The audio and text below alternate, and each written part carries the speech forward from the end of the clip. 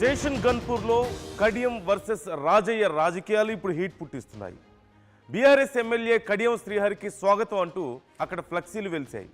Station గన్పూర్లో ఫ్లెక్సీలు ఏర్పాటు చేశారు బీఆర్ఎస్ నేతలు.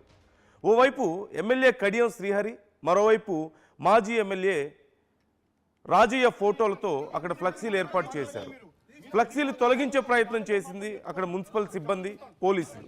ఈ నేపథ్యంలో ఇరు వర్గాల మధ్య ఆందోళన నెలకొంది. మున్సిపల్ సిబ్బంది, పోలీసులను అడ్డుకున్నారు బీఆర్ఎస్ నేతలు. రానున్న రోజుల్లో కడియం ఓటమి ఖాయం అంటూ రాజయ్య అంటున్నారు.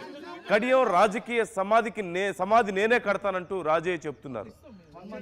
ఈ తతంగం అంతా మొదలవడానికి అసలు కారణం ఏంటి అనే ప్రశ్న వస్తే, ఈ మధ్య స్పీకర్ ఇచ్చినటువంటి నోటీసులకు, అంటే పార్టీ ఫిరాయించిన వాళ్ళ మీద చర్యలు తీసుకోవాలని బీఆర్ఎస్ ఫైట్ చేస్తున్న నేపథ్యంలో, అందులో కడియం పేరు కూడా ఉన్న నేపథ్యంలో కడియం సమాధానం చెప్పాలంటూ స్పీకర్ నోటీసులు జారీ చేశారు.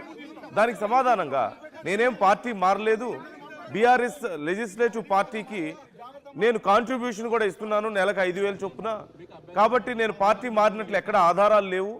బీఆర్ఎస్ సమర్పించింది కేవలం మీడియాలో వచ్చినటువంటి కొన్ని కథనాలు మాత్రమే. అథెంటిక్గా, ప్రాపర్గా, పూర్తి స్థాయిలో నేను పార్టీ మారాను అనడానికి ఎలాంటి ఆధారాన్ని బీఆర్ఎస్ సమర్పించలేకపోయింది అంటూ కడియం సమాధానం ఇచ్చారు. ఈ నేపథ్యంలో కడియం బీఆర్ఎస్లోనే ఉన్నారు కదా అయితే మరి అని బీఆర్ఎస్ నాయకుడు కడియం శ్రీహరికి వెల్కమ్ అంటూ అక్కడ బ్యానర్లు వెలిశాయి. వీటిని తొలగించే ప్రయత్నం జరగడం, పోలీసులు, మున్సిపల్ సిబ్బంది అక్కడికి వెళ్ళడం, అక్కడ బీఆర్ఎస్ నాయకులు మా నాయకుడి కోసం మేము పోస్టర్లు పెట్టుకుంటే మీకేంటి సమస్య అంటూ వాళ్ళని ప్రశ్నించడం, అక్కడ వాగ్వాదం చోటు చేసుకోవడం మనం చూస్తూనే ఉన్నాం.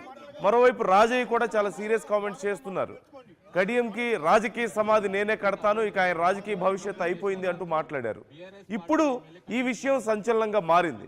ఒక్కసారి ఆ పోస్టర్లు తొలగించే క్రమంలో అక్కడ ఉన్నటువంటి పరిస్థితిని, ఎలాంటి వాగ్వాదం జరుగుతుందో ఒకసారి